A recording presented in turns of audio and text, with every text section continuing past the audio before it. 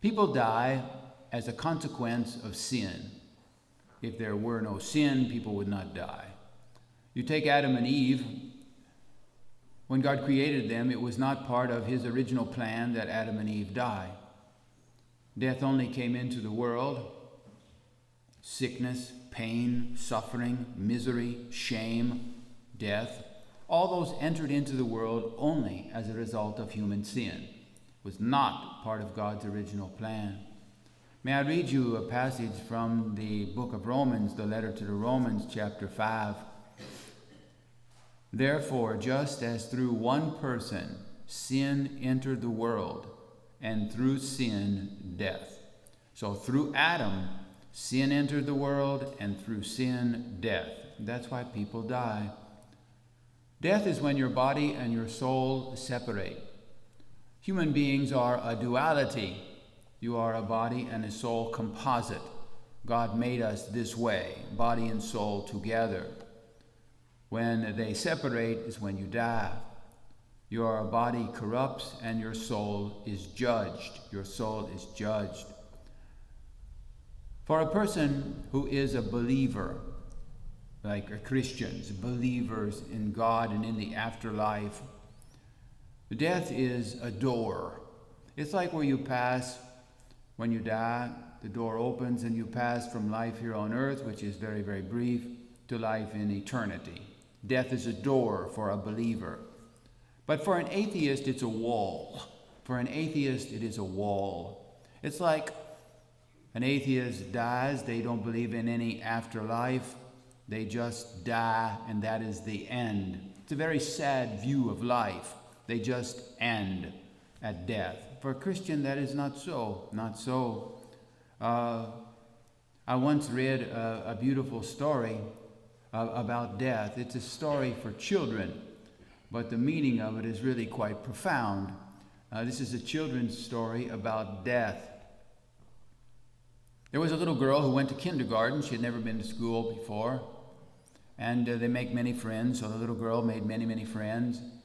And one of her friends told her that her grandfather had died. The little girl went home. She had never had any experience of death in her life, and she asked her father, "What does it mean to die?" So the little girl says, "My friend's grandfather died. What does it mean to die?" And the father told his little girl this story, very, very beautiful. He said, "Little girl, do you know in the evening time you're watching television in the living room and you fall asleep on the couch or in the chair or on the floor? You fall asleep. But in the morning you wake up and you're in your own bed." And the little girl said, "Yeah, I know. You carry me." And the father said, "Death is like that. You fall asleep where you don't belong, and the Father carries you to where you do belong. That's death. You fall asleep where you don't belong, and the Father carries you to where you do belong." Earth is not your home. All of us are made for heaven. We are just passing through. Whether you live 100 years or whether you live 10 years, compared to eternity, it's so brief, so brief. The hour of your death is hidden from you. You know not the day nor the hour. In Matthew's Gospel, chapter 24, it says this: "Death comes like a thief when we least expect it." Also, the hour of Christ's second coming is hidden from us. You know not when he's coming back. Therefore, you should always be prepared. Be prepared.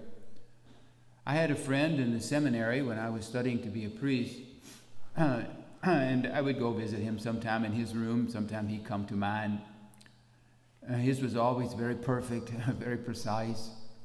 And on his pillow, he had a crucifix. On his pillow, he had a crucifix. And after a while, I got to know him pretty well. I said, "Why do you have this crucifix on your pillow?"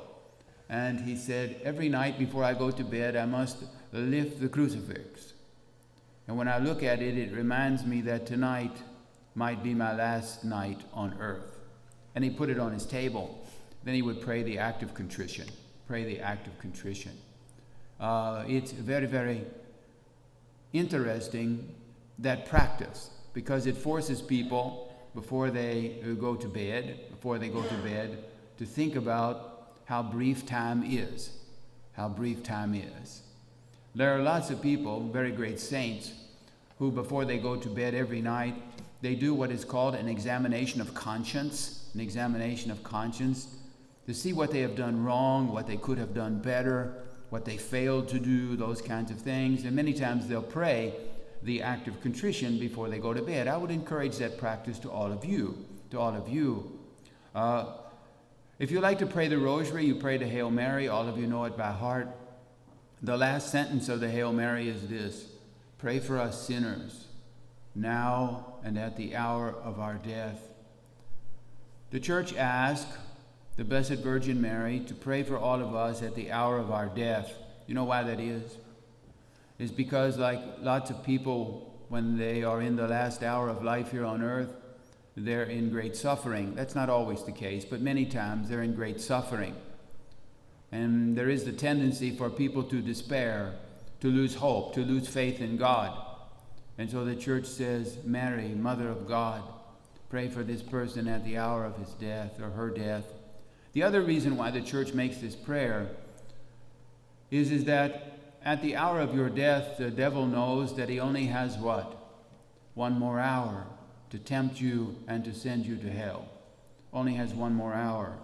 Therefore, for many people, the attacks and the assaults of the devil against a person in the last hour of their life are the most intense.